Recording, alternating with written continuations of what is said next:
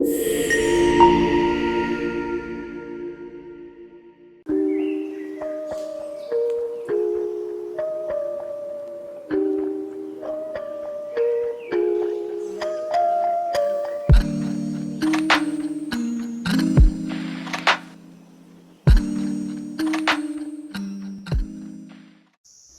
friends, welcome to my channel.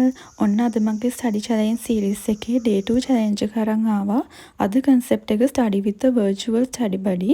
මේකෙදි මම කරන්නේ study with me video එකක් එක පාඩම් කරන එක.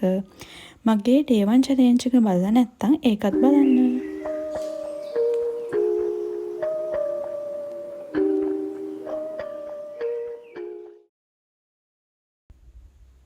ඉතින් අද මං challenge එක පටන් ගන්න දවල් 2ට මං ඉස්සරින්දම්ම follow කරන YouTube කෙනෙක්ගේ study with me videos වලින් 7 hour real time study with me video එකක් select කරගත්තා. මං description එකේ ඒකේ video එකේ link එක දාන්නම්. මේක Pomodoro technique එකට තමයි මේ පැය 7ම යන්නේ. මම video එකේ ඉස්සරහට මේ technique එක මොකක්ද කියලා කියන්නම්.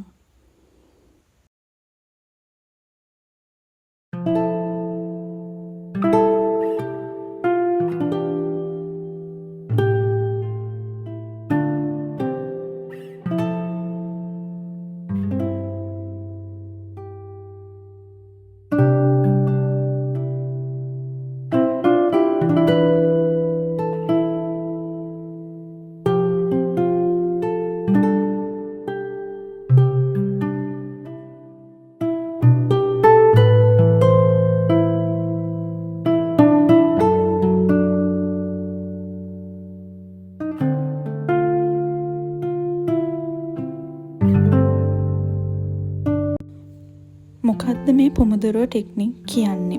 මේක ගැන දන්න අයත් ඇති, දන්නේ නැති අයත් ඇති. මේකෙදි වෙන්නේ 25 minutes පාඩම් කරනවා. ඊට පස්සේ 5 minutes break එකක් ගන්නවා. ආයෙත් 25 minutes පාඩම් කරනවා.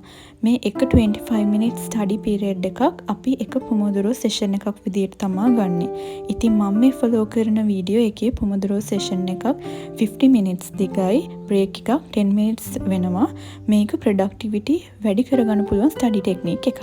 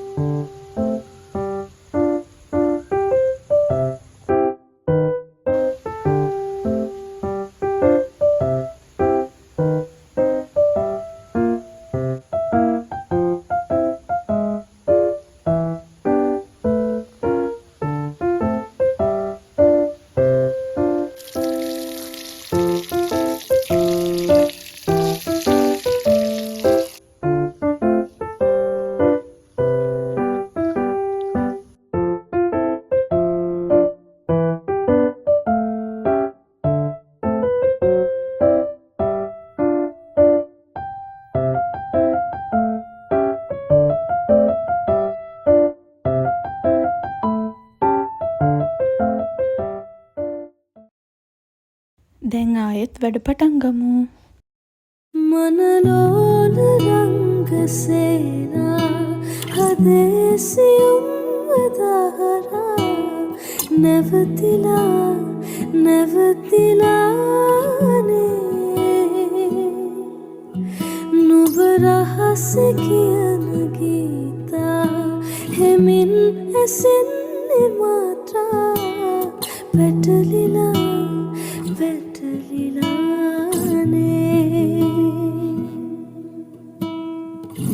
හිරිවැටුණු සඳසේයා නිදිවර පූරමහා තනිවෙන්න හදවත් දැන් හිගයි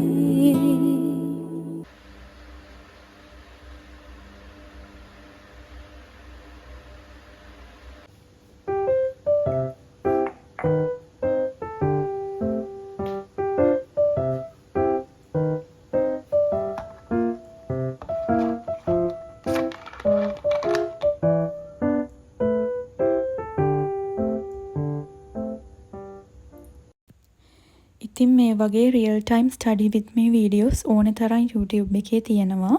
ඒකක් එක්ක පාඩම් කරනකොට තවත් කෙනෙක් එක්ක පාඩම් කරනවා වගේ. ඒ කියන්නේ හරියට වර්චුවල් ස්ටඩි බඩි කෙනෙක් ඉන්නවා වගේ. ඉතින් පාඩම් කරන්න කම්මැලි කෙනෙක්ට ඉක්මනට ඩිස්ට්‍රැක්ට් වෙන කෙනෙක්ට මේ මෙතඩ් එක try කරලා බලන්න පුළුවන්. මතක තියාගන්න ඒ වීඩියෝ එක ඔයාට හැමතිස්සෙම පේන්න ඔන් කරගෙන ඉන්න ඕනේ.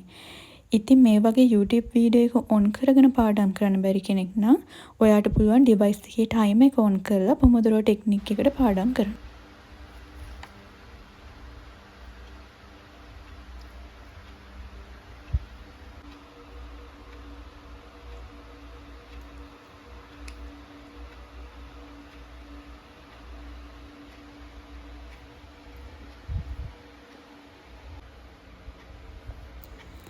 ඔන්න 6:05ට මගේ බ්‍රේක් 4 එක හම්බුණා.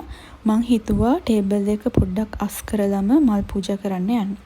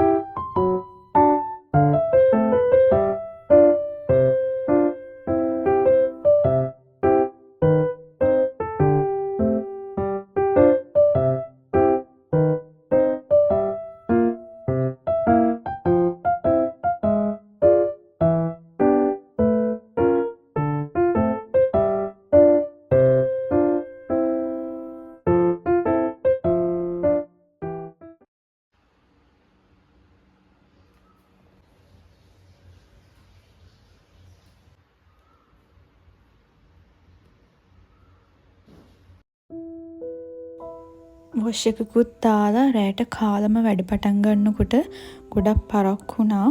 ඒ ඔක්කොම ඉතින් විනාඩි 10ක බ්‍රේක් එකකින් කරන්න බෑනේ.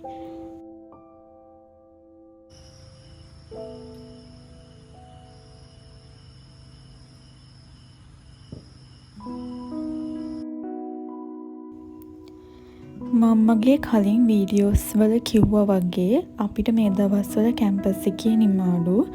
මේ වගේ පාඩම් කරන්න කම්මැලි වෙලාවක පාඩම් කරන්න මෝටිවේට් වෙන්න කරපු තවත් එක වැඩක් තමයි මේ චැලෙන්ජ් එක.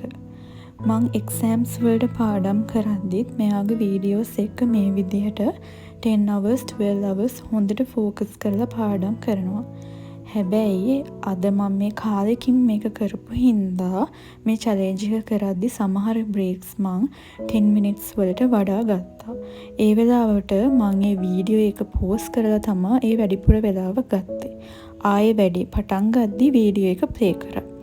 ඒ හින්දා වෙලාව වැඩිපුර ගියාට අනිවාර්යෙන් ඒ 7 hours වීඩියෝ එකත් එක්ක මං කවර් කරා. ඉතින් මේක කරලා ප්‍රැක්ටිස් වුණාම බ්‍රේක්ස් 10 minutes වලට ලිමිට් කරගන්න පුළුවන්. කොහොම හරි දෙකට පටන් ගත්ත හින්දා මට චැලෙන්ජ් එකේ පැය 7 ඉවර වෙන්න තිබ්බේ රෑ 9ට. හැබැයි වැඩිපුර බ්‍රේක්ස් ගත්ත හින්දා චැලෙන්ජ් එක ඉවර කරන්න පරක් වුණා. ඒත් මගේ ලිස්ට් එකේ අද දවසට ප්ලෑන් කරලා තිබ්බ වැඩ ටික ඒ වෙලාව ඇතුළත ඉවර කරගන්න මං හිතාගත්තා.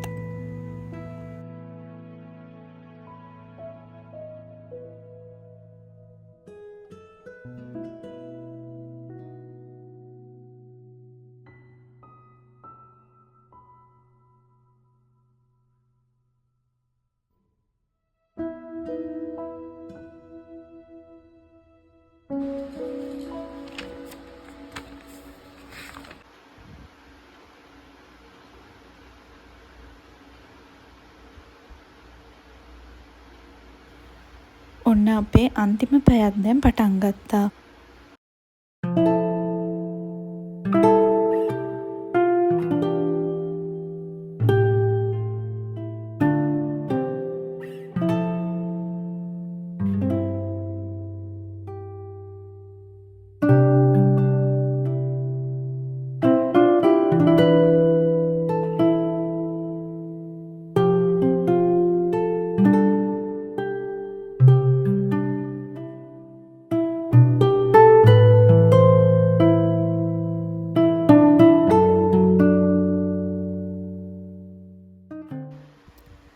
ඉතින් මේ විදියට අපේ ස්ටඩි විත් මේ සෙෂන් එක ඉවර වෙනවා.